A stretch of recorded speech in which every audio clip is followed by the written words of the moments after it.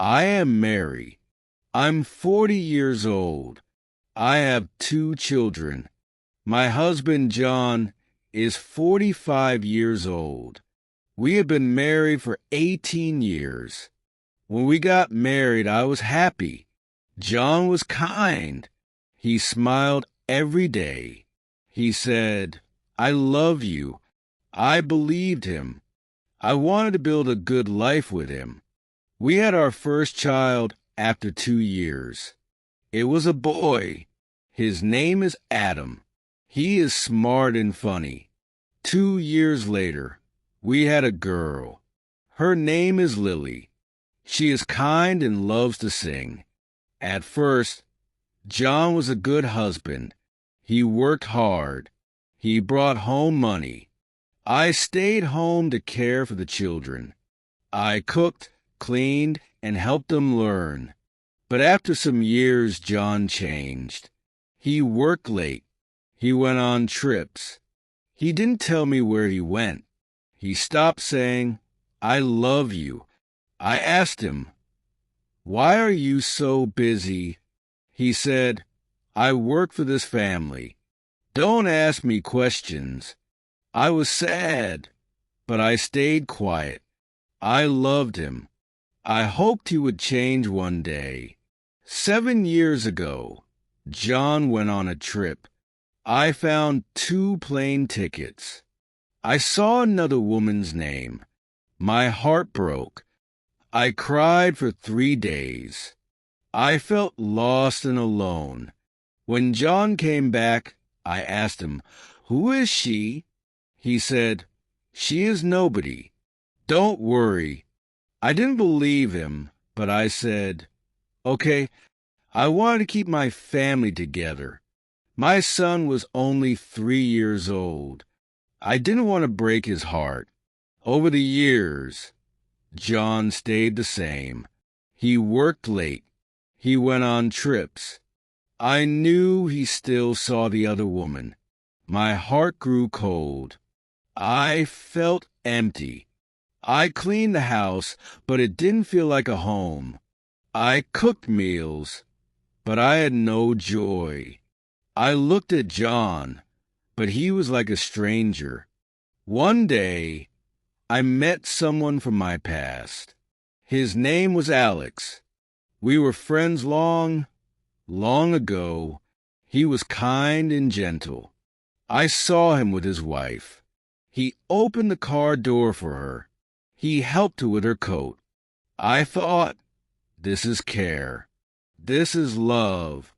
I never had this. Alex and I started to talk. He asked me, "How are you?" I said, "I am fine," but I wasn't fine. He listened to me. He said, "You are important. You are strong." I started to feel alive again. I smiled. I laughed. For 3 months, we talked. We didn't need much. I didn't want gifts or big promises. I only wanted care. I wanted to feel loved. But John found out. He was angry. He shouted, "Why did you do this?" I said, "Because I needed love." We had long talks. John cried. He said, "I love you. Please don't leave." I asked him, "Why now? Why after 18 years? He said, "I didn't know you were hurting." One night, I got very sick. I went to the hospital. John stayed with me. He held my hand. He said, "Don't leave me. I love you." For the second time in 18 years, I heard those words, "I love you." Now, John is at home. He sleeps next to me. But I know the other woman is still waiting for him. I don't know what will happen. My heart is tired. I want to believe John, but it is hard. I try to smile for my children. I try to be strong. I know I am not perfect. I made mistakes. but I only wanted to feel loved. I don't know what the future holds. I only hope for peace. After everything that happened, I began to think deeply about my life. I spent many nights awake, staring at the ceiling. My mind was full of questions. Should I stay? Should I leave? What is best for my children? What is best for me? John tried to be better. He stayed home more often. He helped with small things like taking out the trash or washing the dishes. He asked, "Do you need help?" These were small changes, but I noticed them. Still, my heart was not the same. I felt like I was living with a stranger. When I looked at John, I didn't see the man I married. I saw a man who broke my trust. One evening, I sat with my children, Adam and Lily. We were eating dinner. They were laughing and telling stories about school. I looked at them and thought, they are so happy. They don't know the pain in my heart. After dinner, I asked Adam, "Do you think Daddy and I are happy?" Adam looked surprised. He said, "I don't know, Mom. You are always kind to each other, but sometimes I feel like you are sad." Lily, who was younger, said, "Mom, I just want us to stay together. I don't want anything to change." Their words made me cry. I didn't want to hurt them, but I also knew I couldn't pretend forever. One day, I decided to visit Alex. We hadn't talked since John found out about us. I needed to say goodbye. When I saw Alex, he smiled at me. He asked, "How are you?" I said, "I am trying to fix my life." Alex nodded. He said, "You are strong, Mary. I know you will find your way." I thanked him. I told him, "You gave me something I will never forget. You reminded me that I am important." Then I walked away. I knew it was the last time I would see him. I decided to talk to John. I said, "We need to be honest with each other. Do you want this marriage to work?" John looked at me. He said, "Yes, I want us to stay together. I made mistakes, but I love you." I asked him, "Can you leave the other woman? Can you give me the love and care I need?" He said, "I will try." I told him, "Trying is not enough.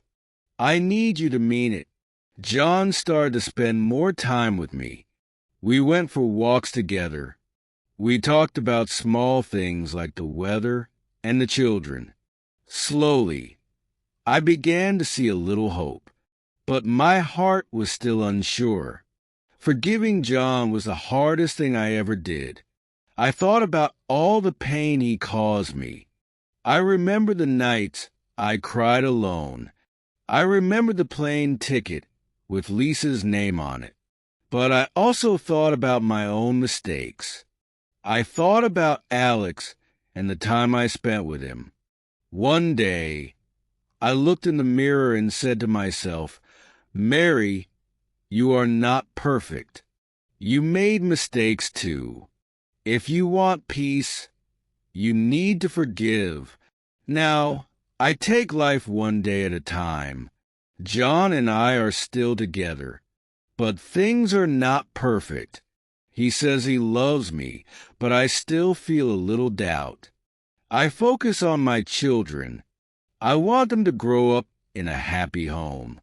I try to smile for them, even when my heart feels heavy. I also focus on myself. I started reading books and going for walks alone. I learned to love myself again. One day, I wrote a letter to myself.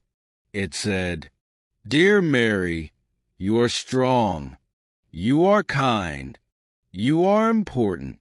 Life is hard, but you can handle it. Remember, Love yourself first. Then you can love others. You deserve happiness. Don't forget that. I keep this letter in my drawer. When I feel sad, I read it. It reminds me that I am not alone. This journey taught me many things. I learned that love is not just words. Love is action. Love is care and respect. I also learned that people make mistakes. Nobody is perfect. Most importantly, I learned that I am strong. I can survive pain, sadness, and loss. And I can still find happiness, one day at a time.